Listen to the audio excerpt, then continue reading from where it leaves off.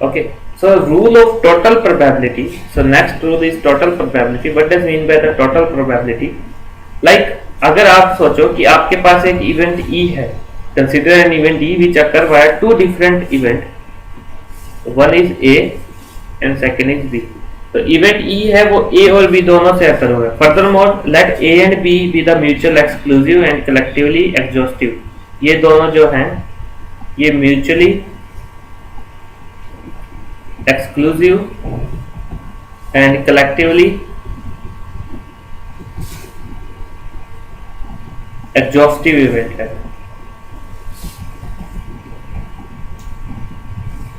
Okay, तो इस situation को मैं इस तरीके से रिप्रेजेंट कर सकता हूं. कैसे कि सपोज करो हमारा जो टोटल इवेंट है वो इस तरीके से है कि ए जो है probability of occurring of an event A and probability of occurring of an event B.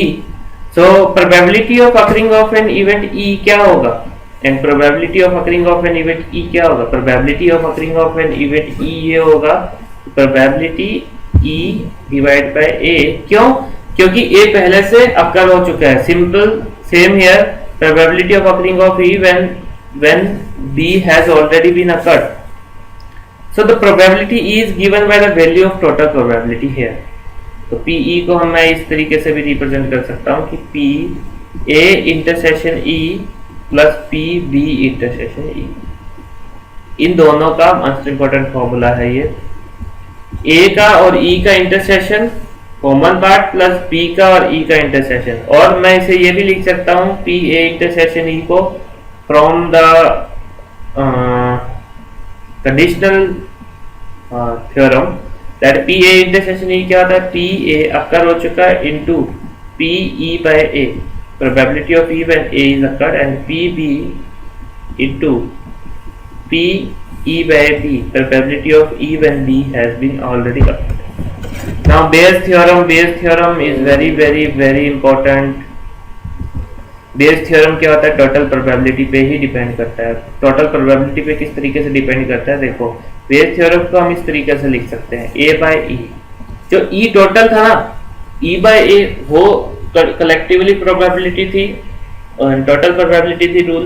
अब probability of occurring of an event A when the probability of occurring of the total probability. तो इसे किस तरीके से लिखेंगे according to conditional. तो P A intersection ई यही होगा and divide by P E total probability. या फिर हम ये बता सकते हैं कि P A intersection E P E को क्या लिख सकते हैं. अभी हमने लिखा टोटल प्रोबेबिलिटी को क्या लिख सकते हैं P A intersection E plus P B intersection E. अब A इंटरसेक्शन E को हम क्या लिख सकते हैं ये भी हमने पढ़ा है P A into P A. तो हमारा हो गया फिर P E by A probability of occurring of an event when A has been already occurred.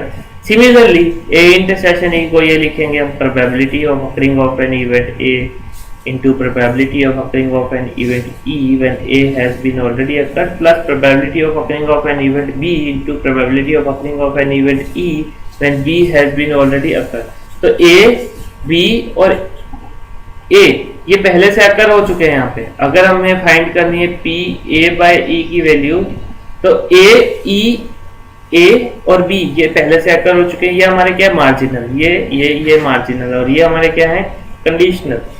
तो this formula is called the Bayes theorem. Important formula याद रखना बेयर्स थ्योरम इसे कहते हैं. तो डिनोमिनेटर जो बेयर्स थ्योरम का होगा और जो डिनोमिनेटर जो है ये हमारा कहां से आएगा. यस अभी ये हमने अभी पढ़ा है टोटल प्रोबेबिलिटी से. ये जो फॉर्मूला है ये हमारा आएगा total probability rule that is from the total probability rule. Okay now ये टोटल प्रोबेबिलिटी रूल्स है. तो इफ द ट्री डायग्राम अगर इसका हम ट्री डायग्राम बनाना चाहें तो वो किस तरीके से बना पाएंगे देखो. यहाँ से स्पेस ट्री डायग्राम हम किस तरीके से बनाएंगे इसका. ओके ट्री डायग्राम बनाने के लिए जैसे ये एक इवेंट A है ये एक इवेंट B है. इवेंट A के हैपन होने की प्रोबेबिलिटी X, इवेंट B के हैपन होने की प्रोबेबिलिटी Y. इवेंट ई के हैपन होने की प्रोबेबिलिटी जेड, इवेंट ई के हैपन होने की प्रोबेबिलिटी टी। तो दोनों इवेंट ई हैपन हो रहे हैं, फिर अलग अलग प्रोबेबिलिटी कैसे भाई, कि भाई हमने देखा कि ई इवेंट अकर हो रहा है जब ए पहले से अकर हो चुका है जब, तो जेड ई इवेंट अकर हो रहा है जब बी पहले से हो चुका है जब टी। तो अभी इस पे हम अगर फॉर्मूला अप्लाई करते हैं तो यहाँ पे, तो अगर P A बाई ई करना है हमें, A बाई ई का मतलब प्रोबेबिलिटी फाइंड करनी है A की जब टोटल प्रोबेबिलिटी दी हो। समझ में आया? प्रोबेबिलिटी फाइंड किसकी करनी है? A की जब टोटल प्रोबेबिलिटी दी हो। तब कैसे करेंगे? PA कितना है? X।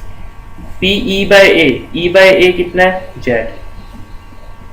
PA कितना है? X इंटू PE by Z plus PB कितना है? Y plus PE by B T। फिर यहाँ पे PB बाई E कैसे फाइंड करेंगे? फाइंड करके बताओ मुझे। Yes, tell me fast. PB कितना है? Y। PB by E by B कितना है? T। और नीचे टोटल प्रोबेबिलिटी। तो इस तरीके से ये बेस थ्योरम है, सिंपल है। इसका अगर आप क्वेश्चन सॉल्व करोगे तो आराम से आपके क्वेश्चन सॉल्व होंगे। जैसे suppose we have 2 bags, okay, bag 1 contains 2 red, 2 bag है, बैग 1 के अंदर क्या है आपके पास? 2 red and 5 green marbles. Bag 2 contains 2 red and 6 green marbles. तो bag 2 contains 2 red and 6 green marbles. Okay, a person tosses a coin and if it is head goes to bag 1 and draws a marble. Okay, सबसे अब यहाँ तक ये समझ में आया कि बैग 1 के अंदर 2 रेड 5 ग्रीन है, बैग 2 के अंदर 2 रेड 6 ग्रीन है। अब एक पर्सन ने टॉस किया है कॉइन का, अगर ये हेड आया, if head goes to bag 1 and draw a marble, if it tail he goes to bag 2 and draw a marble. अब सपोज करो अगर हेड आया तो वो बैग 1 में गया और उसने एक मार्बल निकाल लिया, अगर टेल आया तो वो बैग 2 में गया और उसने एक मार्बल निकाल लिया। So in this situation what is the probability that the marble drawn this is red. अब इसकी प्रोबेबिलिटी क्या होगी कि जो मार्बल हमने निकाला वो रेड है। तो सबसे पहले हम इसका एक डायग्राम बता लेते हैं। तो हमारे पास क्या है? Bag 1 bag 2। तो बैग 1 की प्रोबेबिलिटी कितनी होगी? बैग 2 की प्रोबेबिलिटी कितनी होगी? ऑब्वियस ही बात है, 2 बैग है, पहले तो बैग चूज करेगा। बैग 1 बैग 2, कोई भी पर्सन इन दो में से बैग चूज करेगा तो टोटल कितने बैग है? 2। कितने चूज कर सकता है? एक। तो हाफ हाफ प्रोबेबिलिटी। फिर फर्दर बैग 1 जो है उसमें से रेड बॉल लेने की प्रोबेबिलिटी कितनी है? रेड मार्बल की बात हो रही है, तो बैग 1 में रेड मार्बल की कितनी है? टोटल कितनी है? 7 मार्बल है, रेड कितने हैं? 2। बैग 2 में से रेड लेने की कितनी है? टोटल कितने हैं? यस, 8 मार्बल्स एंड रेड कितने हैं? 2।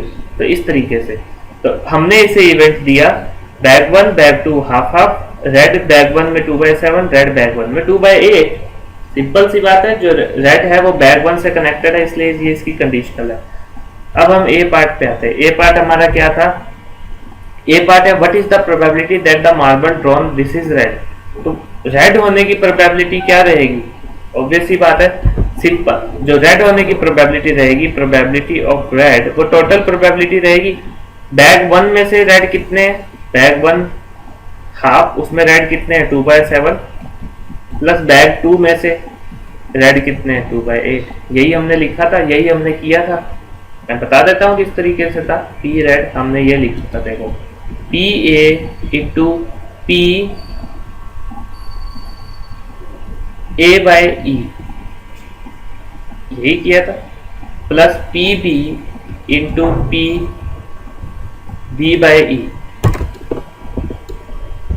ये E by A and E by B. क्योंकि पहला ए तो अक्कर हो चुका ना हमारा, बैग चूज करने वाला। बैग तो हमने पहले ही चूज कर लिया। ये जो ए इवेंट है ये हमारा कौन सा इवेंट है? जब हमने बैग चूज किया था, तो बैग तो हमने पहले ही चूज कर लिया। तो जो बैग चूज कर लिया वो इवेंट हमारा कौन सा होगा? पहले से हमने इवेंट अक्कर हो चुका है हमारा। पी ए है, बैग 1 चूज किया, पी बी है, बैग 2 चूज किया।